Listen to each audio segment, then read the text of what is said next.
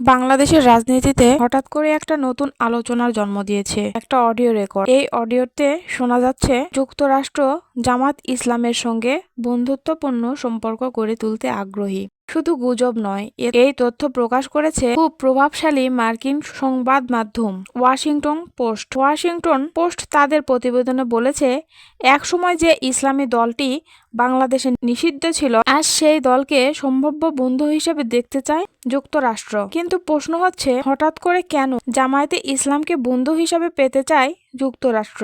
Washington post জানায়, বাংলাদেশের রাজনৈতিক অবস্থা দ্রুত পরিবর্তন হচ্ছে।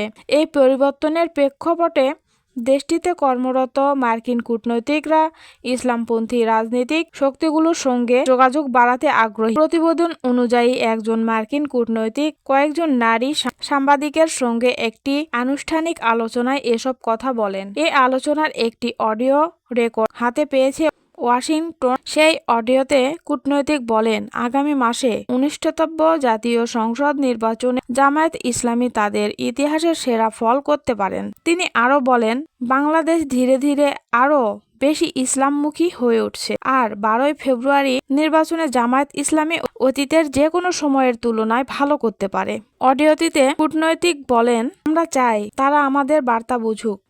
এই কথোপকথনের এক পর্যায়ে উপস্থিত সাংবাদিকরা প্রশ্ন করেন, জামায়াতে ইসলামের প্রভাবশালী ছাত্র সংগঠন নেতারা নিজেদের বিভিন্ন অনুষ্ঠানে আমন্ত্রণ জানাতে যুক্তরাষ্ট্র আগ্রহী কি না। এই প্রশ্নের জবাবে কূটনৈতিক বলেন, আপনারা কি তাদের সঙ্গে কথা বলতে পারবেন? তারা কি আমাদের কথা শুনতে আসবে? এই বক্তব্য থেকে স্পষ্ট, যুক্তরাষ্ট্র জামায়াতের সঙ্গে সরাসরি যোগাযোগের পথ খুঁজছেন। নিরাপত্তাজনিত কারণে ওয়াশিংটন পোস্ট এই কূটনৈতিকের নাম প্রকাশ করেননি, তবে সংবাদ মাধ্যমকে বলেছে বক্তব্যগুলো একজন জ্যেষ্ঠ মার্কিন কূটনৈতিকের। এদিকে জামায়াত ইসলামী ক্ষমতায় এলে বাংলাদেশের শরিয়া আইন চালু হতে পারে এমন আশঙ্কাও নাকচ করেছেন এই কূটনৈতিক। তিনি বলেন, আমি একেবারেই বিশ্বাস করি না যে জামায়াত শরিয়া আইন চাপিয়ে দিতে পারবে। তার মতে দলটির নেতৃত্বের মধ্যে সেই ধরনের সক্ষমতা বা সামর্থ্য নেই। তিনি আরও বলেন, যদি জামায়াত এমন কোনো পদক্ষেপ নেয় যা গণতন্ত্র বা মানবাধিকারের বিরুদ্ধে যায়, তাহলে যুক্তরাষ্ট্র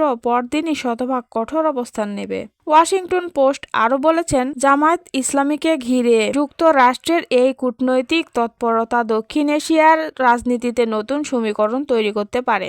বিশেষ করে এই বিষয়টি ওয়াশিংটন ও নয়াদিল্লির সম্পর্কে নতুন করে দূরত্ব সৃষ্টি করতে পারে বলে মনে করছেন আন্তর্জাতিক বিশ্লেষকরা।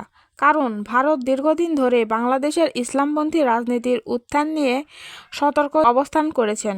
সব মিলিয়ে প্রশ্ন এখন একটাই, যুক্তরাষ্ট্র কি বাস্তব রাজনীতির হিসাব কষতে জামায়াতে ইসলামের দিকে এগুচ্ছে, নাকি এটা শুধু পরিস্থিতি বোঝার একটি কূটনৈতিক চেষ্টা? উত্তর মিলবে সময়ের সঙ্গে সঙ্গে, তবে নিশ্চিতভাবে এই অডিও ফাঁস বাংলাদেশের নির্বাচনী রাজনীতিতে নতুন মাত্রা যোগ করেছে।